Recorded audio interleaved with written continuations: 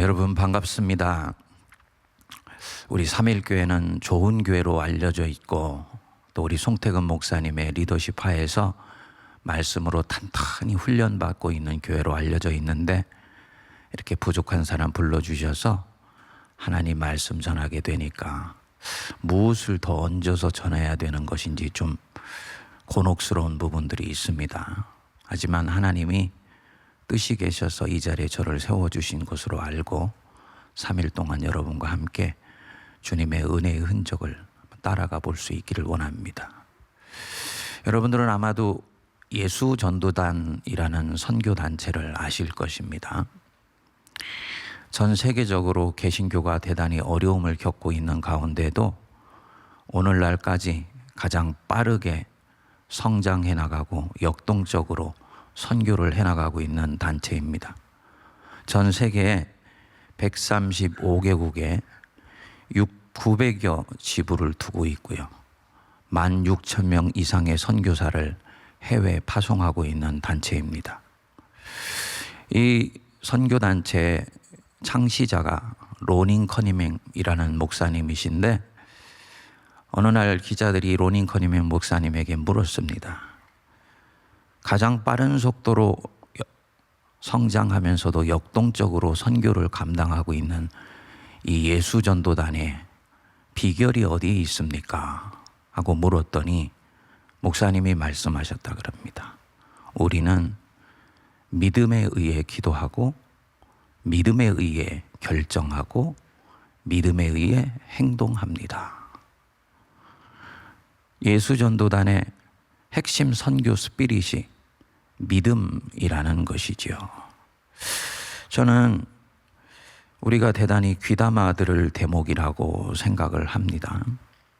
오늘날 한국교회가 문제가 많다. 사회로부터 신뢰를 받지 못한다. 온갖 한국교회를 둘러싸고 있는 다양한 얘기들이 나오면서 여러 가지 처방들을 내놓고 있습니다만 현재까지 보면 백약이 무효입니다. 이유가 뭘까? 한국교회는 신앙의 가장 기초와 본질을 지금 놓치고 있기 때문이에요.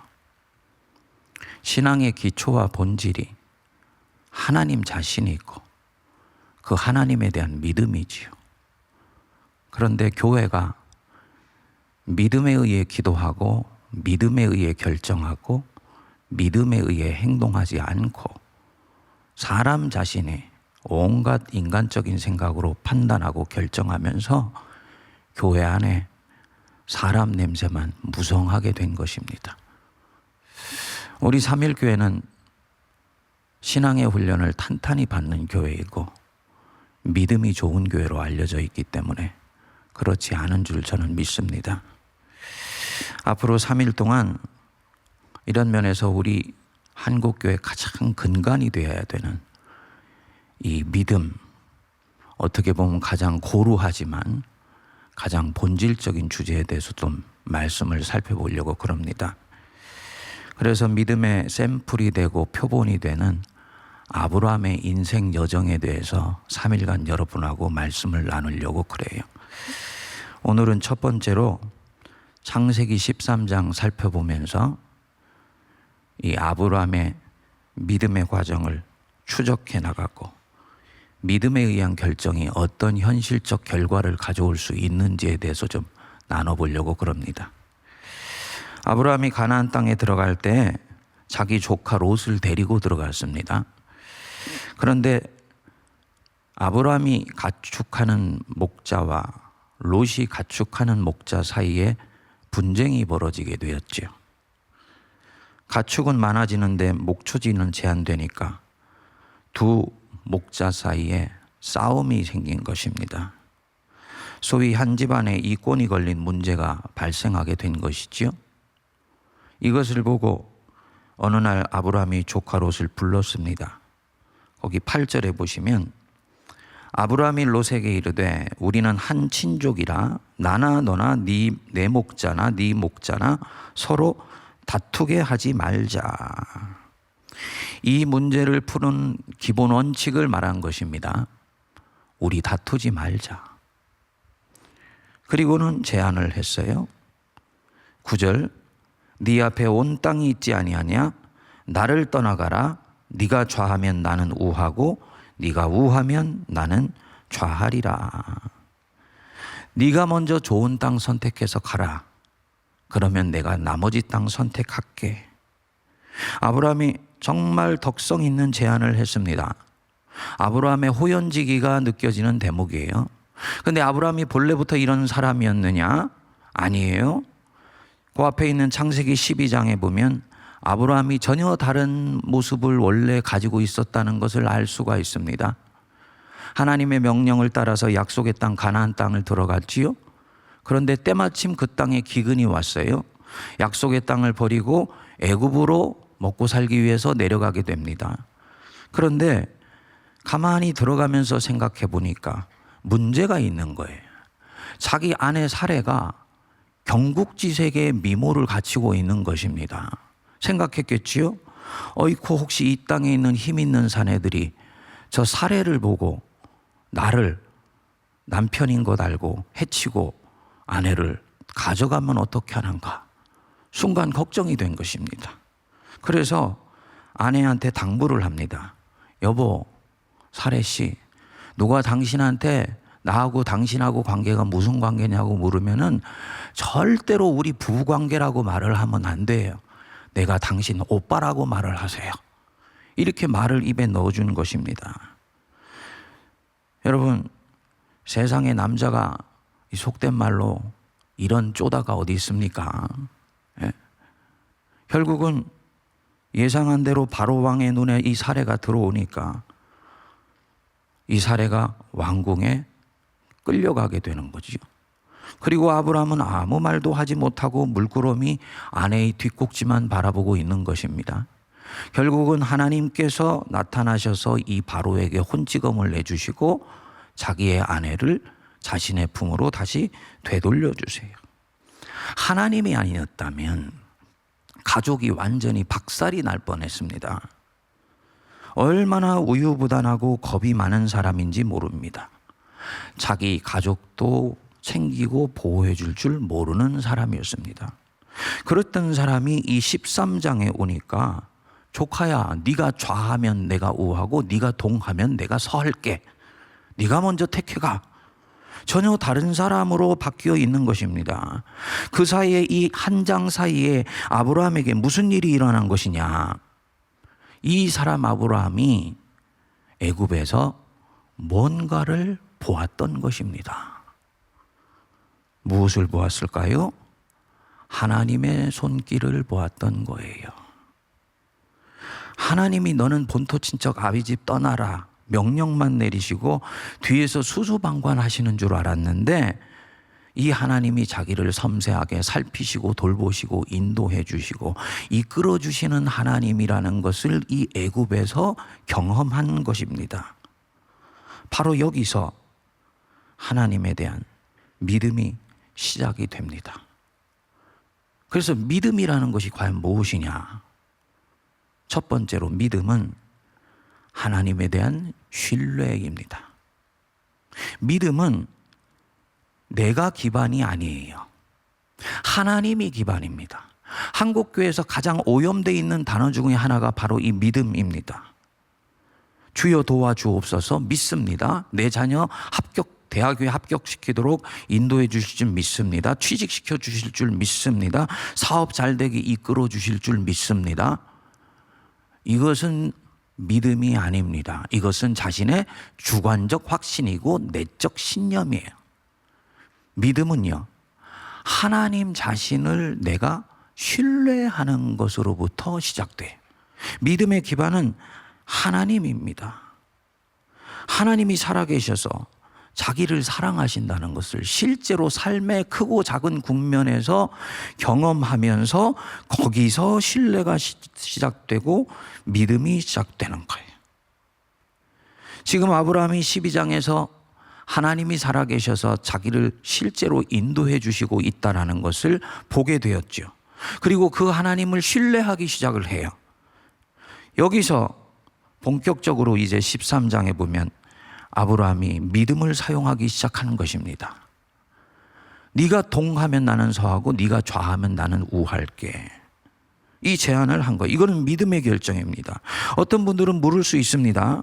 이게 믿음의 결정이라기보다는 아브라함의 덕성을 나타내는 것 아닌가?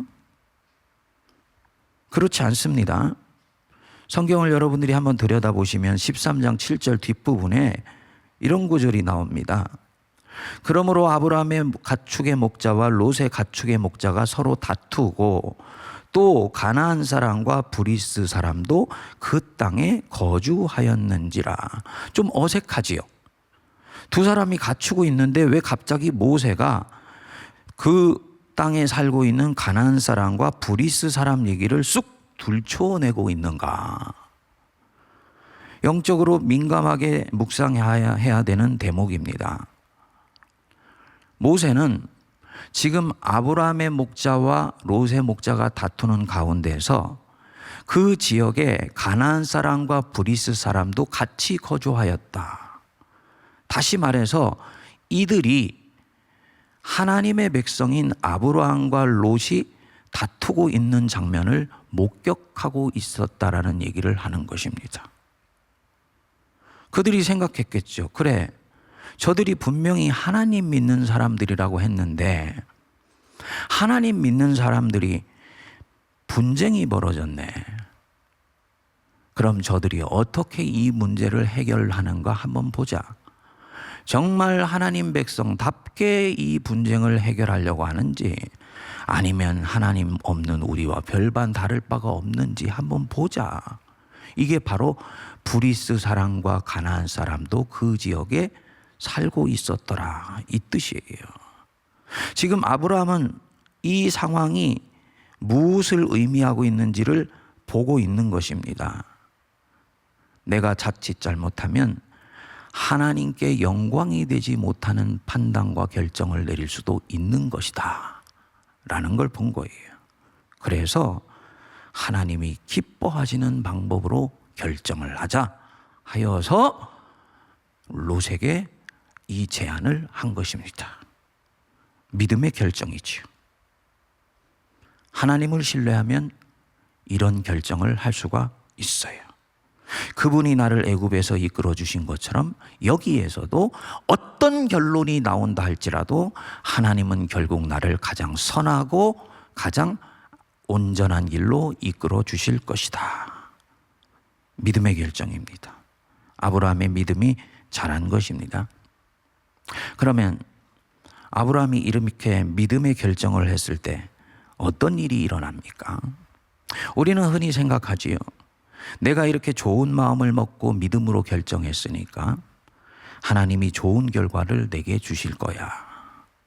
근데 성경 본문에는 보면 상황이 어떻게 전개되었나요? 삼촌이 조카에게 양보를 하면 조카가 삼촌에게 양보를 하는 게 이게 미덕이지요. 삼촌이 저에게 먼저 선택하라고 하는데 아니에요.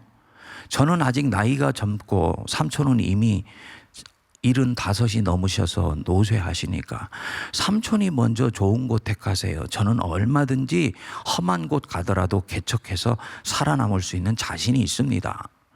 이렇게 얘기를 해야 될 것인데 이 조카 롯이 삼촌의 제안을 넙죽 받아들였어요.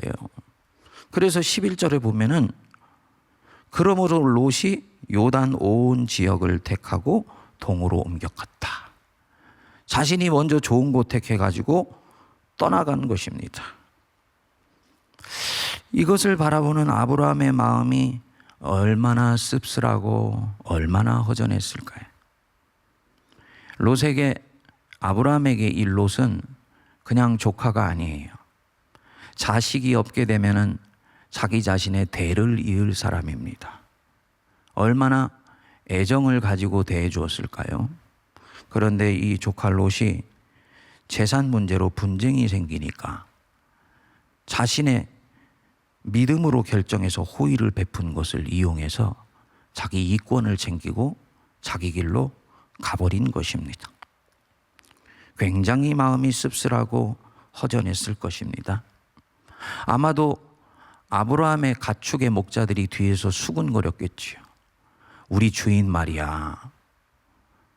삼촌이고 집안의 어른이면서도 조카한테 좋은 거 다 뺏겼어.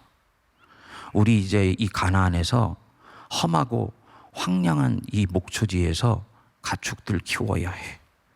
뒤에서 불평했을 것입니다. 그리고 아브라함이 이 말을 뒤에서 다 들었을 것입니다.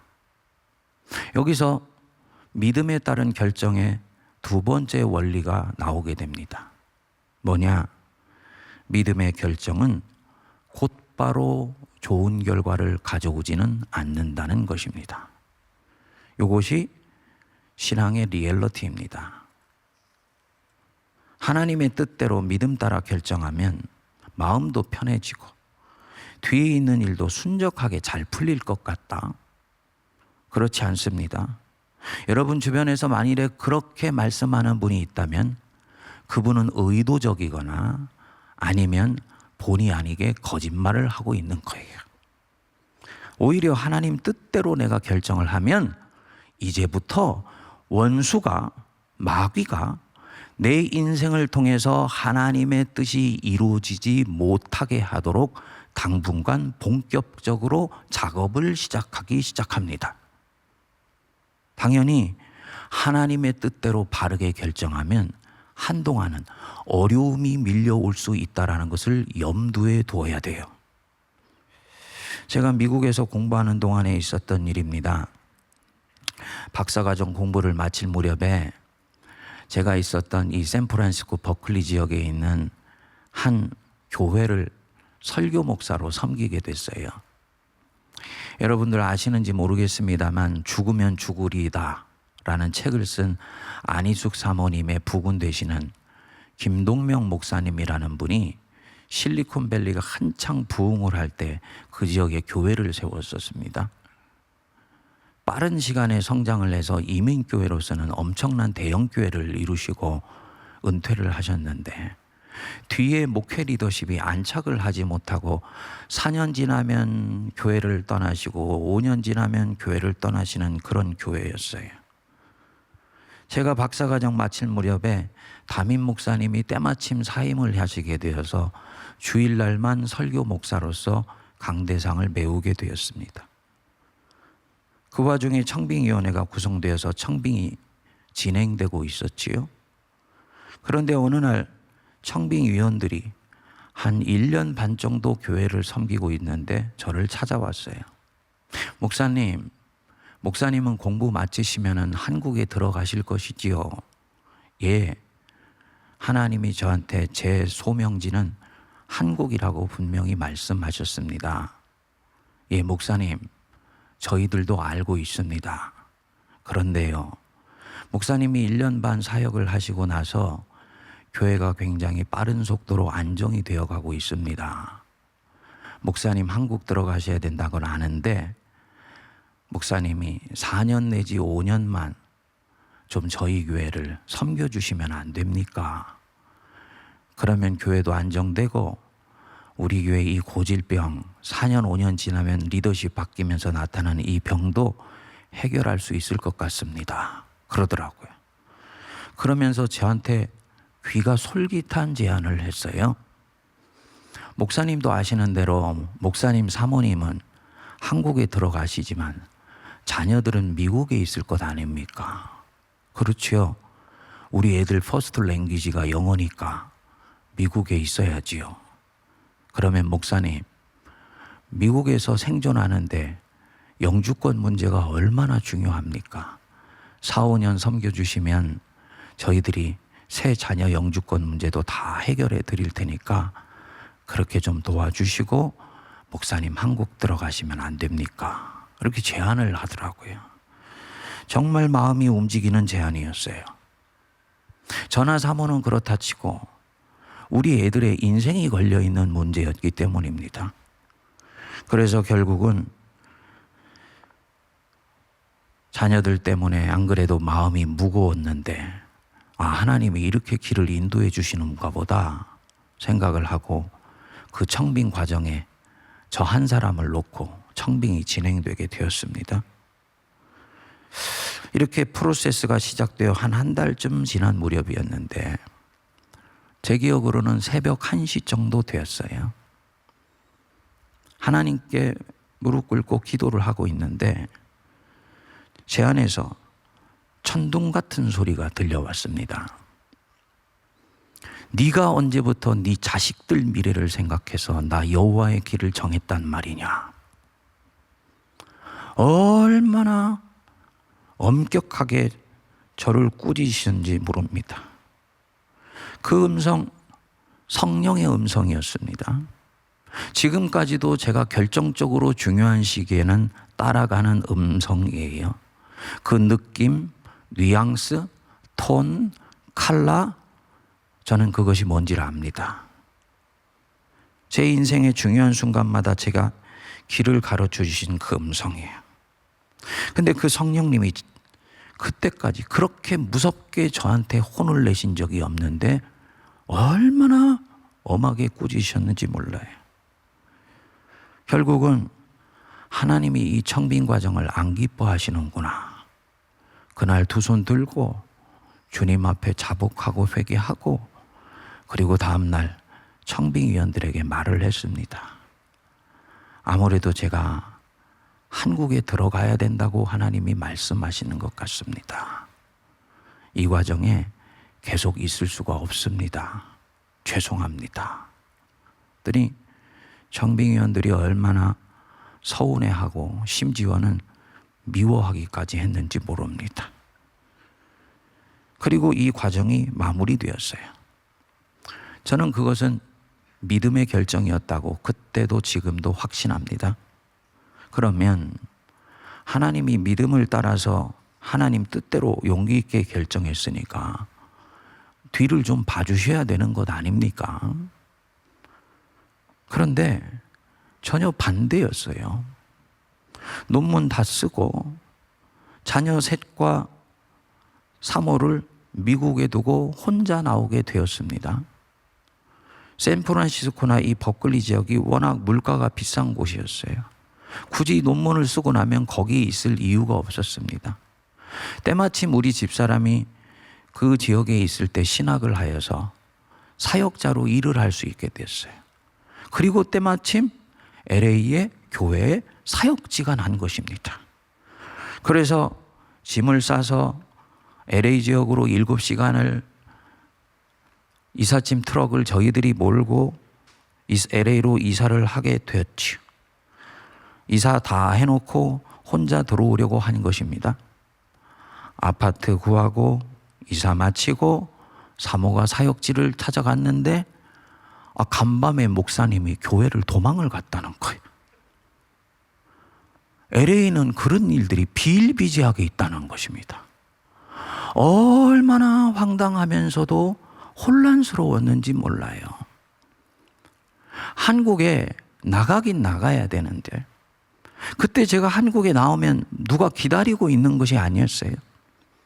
연세대학교하고 제가 졸업했던 장신대 그 두 곳에 딸랑 2과목 강의하는 그 스케줄 가지고 들어오게 된 거예요. 미국에서 자녀들 셋과 아내는 먹고 살아야 될 것 아닙니까?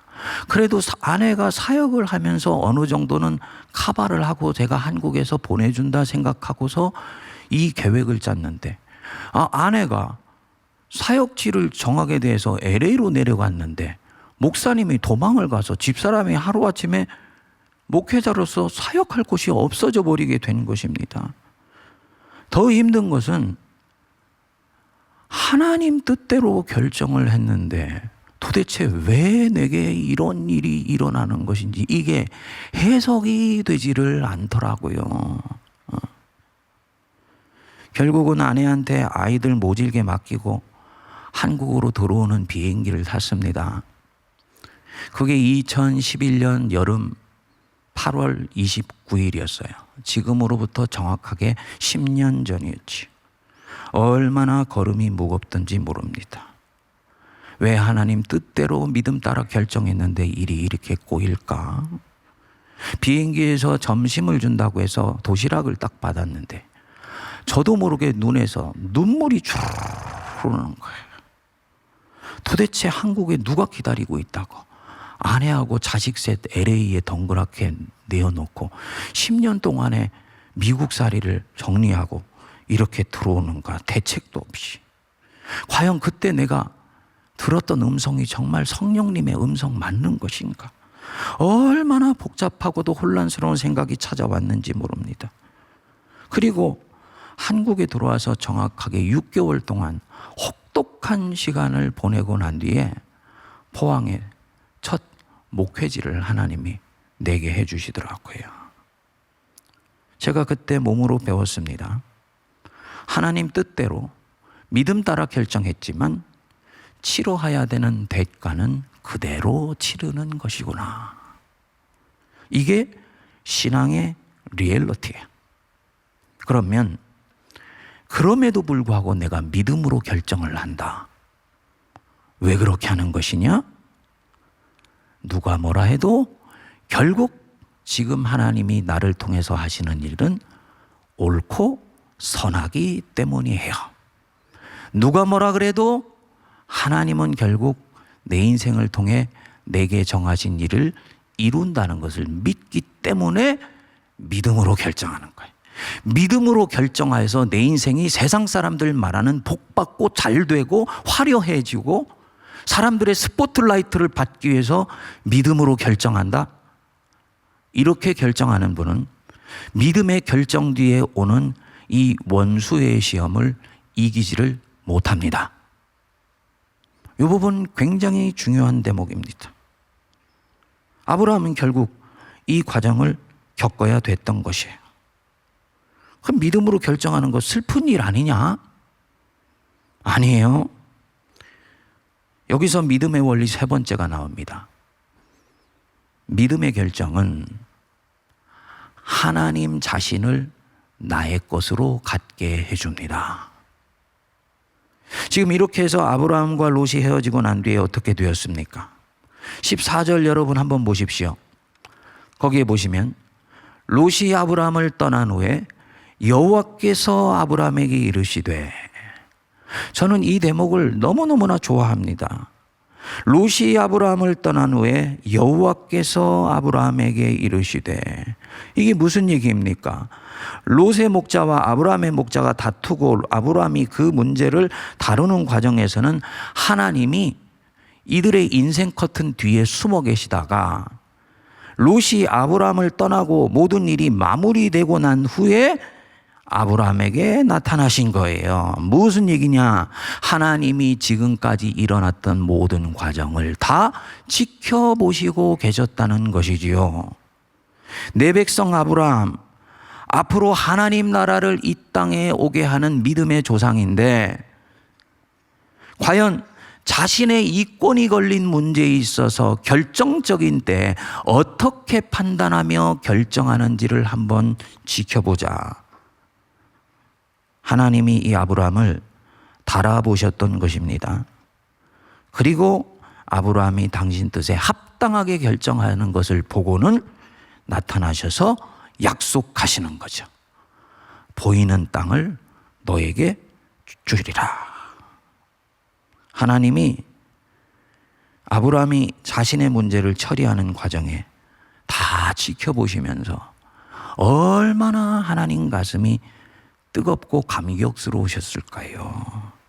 과연 내 눈이 틀리지 않았구나. 저 친구 아브라함 과연 믿음의 조상감이야. 저는 아브라함이 이날 이 한 번의 결정으로 땅을 약속으로 얻었다고 보지 않습니다. 아브라함은 이 한 번의 결정으로 하나님 자신을 자기의 것으로 갖게 된 거예요. 하나님이 이때부터 아브라함을 철저하게 자신의 편이 되어준 것입니다. 여러분, 하나님 자신을 얻었다. 전능하신 하나님을 내 마음에 갖게 되었고 하나님 마음을 내가 완전히 소유하게 되었다. 이러면은 게임 끝난 것 아닙니까? 전능하신 하나님이 내 편이 되었으면 된 거지요. 성도님들 꼭 기억하십시오. 내 믿음의 결정은 하나님 자신의 마음을 움직인다는 것을 믿으시기 바랍니다. 내 믿음의 결정은 하나님의 가슴을 설레이게 해요. 그리고 하나님 자신을 얻게 해줘요. 15장에 가면 바로 나타난 말씀이죠. 아브라함아 두려워하지 말라. 내가 네 상급이고 내가 너의 방패이니라. 바로 이 13장의 이 결정 속에서 하나님이 아브라함의 상급되고 방패되어 주시기로 결정하신 것입니다.